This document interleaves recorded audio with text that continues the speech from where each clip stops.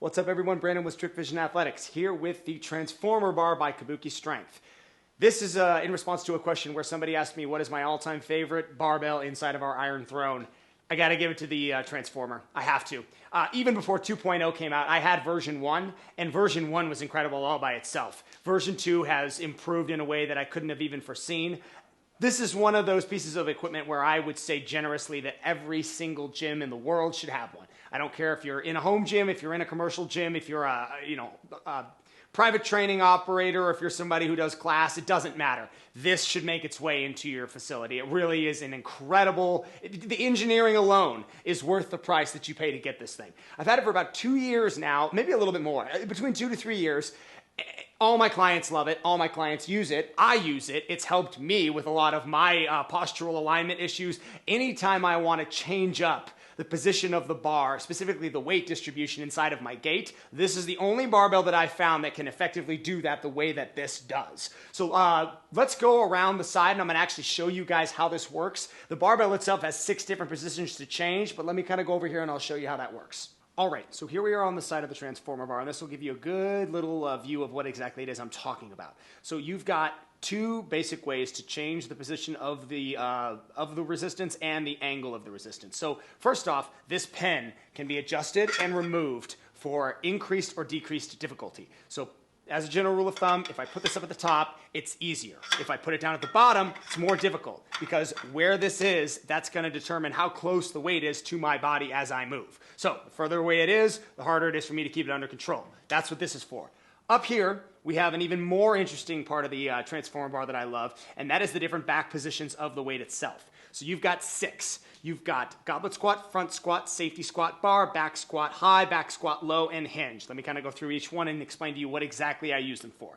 So goblet squat is going to be your most front-loaded position for your weight. That is if you are trying to overload the quads, you're trying to strengthen the knees, you're working with somebody who wants to build up their legs and is working with a weight in the front of their gait. That's what goblet squat is. Same with front squat. Front squat just dials it back a little bit. It's not quite as extreme. When you unrack this in goblet squat position, you know it. It feels like the weight is literally out in front of your face. So always keep that in mind when you are doing goblet squat. Periodize into that gradually. Don't just jump into it with heavy weights. Make sure you do it gradually. Same with front squat.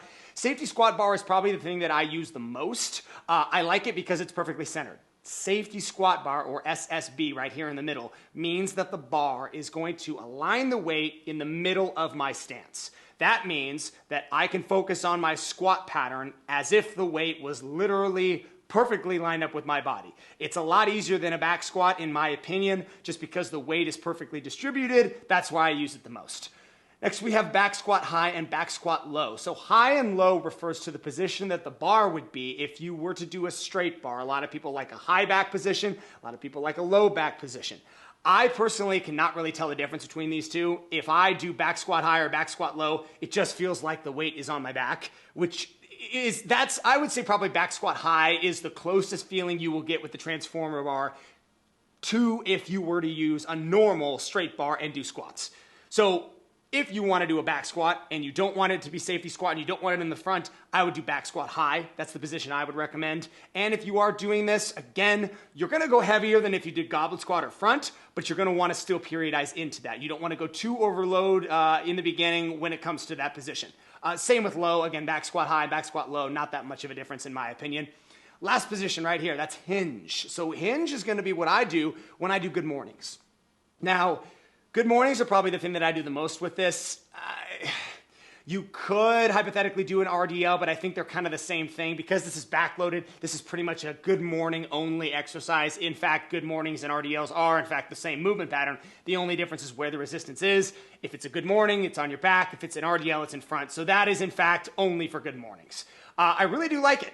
It's nice, and it pretty much puts the weight all the way behind you, like way behind you. Like when you're doing a hinge, naturally your hips are going back, your chest is going forward. With the weight being way back there, it feels a lot more natural than if you were to have it at safety squat bar or certainly anything up in the front.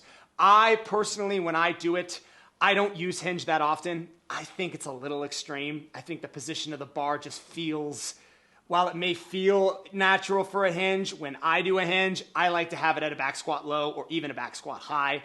I like the feeling of a straight bar on my back when I do my good mornings, especially if I do seated good mornings. Now, I will say this. Seated good mornings are probably the only exercise where the Transformer bar is not optimal. It's not an optimal back-loaded barbell for that particular exercise, simply because these arms that you see coming down are going to hit your legs or hit the bench you're on when you do your forward motion eccentric in the seated good morning. So for me, I typically forego the Transformer bar and I just do a straight bar when I do a seated good morning. Other than that specific exercise though, everything else can be covered here beautifully by the Transformer bar. In short, I can say this confidently, this is one of the best pieces of equipment, period, the end, that I've ever found. Not even just barbells. The way that this is made really does change the way people are able to do back-loaded exercises. Anybody with a pre-existing condition, a lower lumbar issue, a postural misalignment, that can all be fixed using the Transformer bar. I've seen clients who haven't been able to squat in years that with a little bit of work from myself and with the Transformer bar, we're able to change that together. So I really do love it. Well done, Kabuki. Thank you so much.